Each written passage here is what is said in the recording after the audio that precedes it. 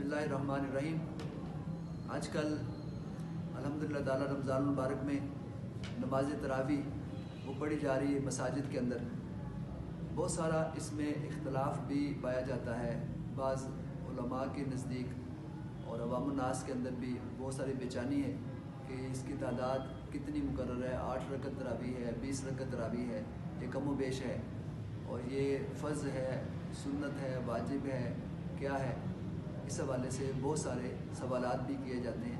तो आज की वीडियो इसीलिए रिकॉर्ड करवाई जा रही है ताकि अथेंटिसिटी हो और हम हदीस की रोशनी में और अथेंटिक हदीस की रोशनी में इस बात का जायज़ा लें कि इसका असल मसला क्या है। तो जो शरई नुक्ता नज़र है इस हवाले से, शरई तरीक़ाकार है और शरई तादाद है, वो मैं आपको बताऊँगा जिस पर बाकायदा इजमा है। लिहाजा सबसे पहले हम चलते हैं कि तरावी की जो जमात है वो सुन्नत अलल किफ़ाया है, सुन्नत मुअक्कदा है और अलल किफ़ाया है। इसका मतलब ये हुआ कि हुज़ूर ने ताकीद के साथ इसको पढ़ा है, ताकीद फरमाई है।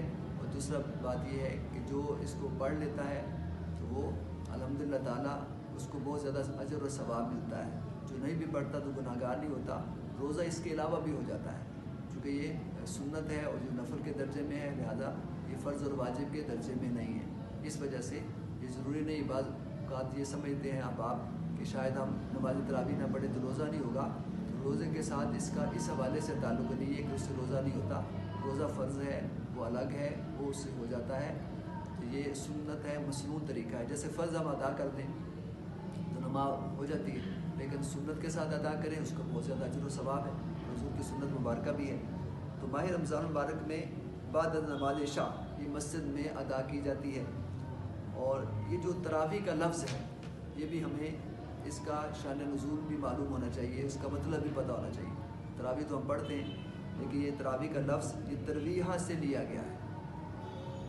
और तरवीहा के माना एक मरतबा आराम करने के हैं। और तरावी इसका सीगा जो जमा है तरावी उसकी, यानी ज़्यादा बार आराम करना। तो हदीस पाक के मुताबिक हज़रत सैयदना लैस रज़ी अल्लाह ताला उन्होंने फरमाया कि रमज़ान की रातों में नमाज सुन्नत बाजमात का नाम वो तरावी है। वो इसलिए रखा गया है कि जब लोगों को इब्तिदा में जमात के साथ तरावी पढ़ना शुरू की गई तो वो हर 4 रकत के बाद इतनी देर आराम किया करते थे कि आदमी इतनी देर में 4 रकतें पढ़ ले। इस वजह से इसका नाम वो तरावी रख दिया गया। इसी तरह उलमा इकराम इस बैठने को भी अफजल करार देते हैं। जो तरवीहा जो 4 रकत के बाद आराम किया जाता है, बैठा जाता है, इस बैठने के दौरान ये मखसूस दुआ भी पढ़ी जाती है कि सुबहान ज़िल मुल्क वल मलकूत सुबहान ज़िल इज़्ज़त। ये जो दुआ है इस दौरान पढ़ी जाती है। और तरावी की जो इस मखसूस तस्बीह या दुआ के अलावा कलमा शरीफ पढ़ा जा सकता है, तिलावत कुरान भी थोड़ी की जा सकती है, दुरूद पाक भी पढ़ा जा सकता है।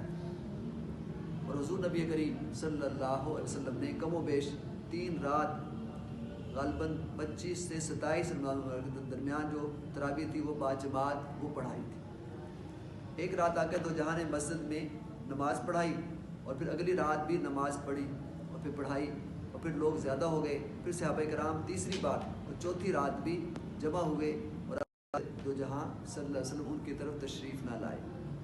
जब सुबह हुई तो आपने इरशाद फरमाया कि बेशक मैं तुम्हारे अमल को देख रहा था और मुझे तुम्हारी तरफ निकलने से किसी चीज़ ने नहीं रोका, मगर मैं इस बात से डरा कि कहीं तुम पर यह तरावी फ़र्ज़ ना कर दी जाए। मैं चाहता था कि उम्मत मुश्किल में ना पड़ जाए, इस वजह से मैं दोबारा पढ़ाने के लिए तशरीफ़ नहीं लाया। और ये रमज़ान मुबारक का वाक़या है। लिहाजा इससे पता ये चला कि हुज़ूर नबी करीम सल्लल्लाहु अलैहि वसल्लम ने बाजमात नमाज तरावी पढ़ाई, इसलिए सुन्नत है, सुन्नत मुअक्कदा है। लेकिन उसके बाद फिर तशरीफ़ इसलिए नहीं लाए, नहीं पढ़ाई ताकि फ़र्ज़ ना कर दी जाए। आगे तो जहाँ नमाज तरावी पढ़ने की रग़बत ज़रूर दिलाया करते थे, लेकिन हुक्मन नहीं फरमाते थे। जैसे खिलाफत सैयदना सिद्दीक़ अकबर रज़ी अल्लाह ताला और खिलाफत सैयदना उमर फ़ारूक रज़ी अल्लाह ताला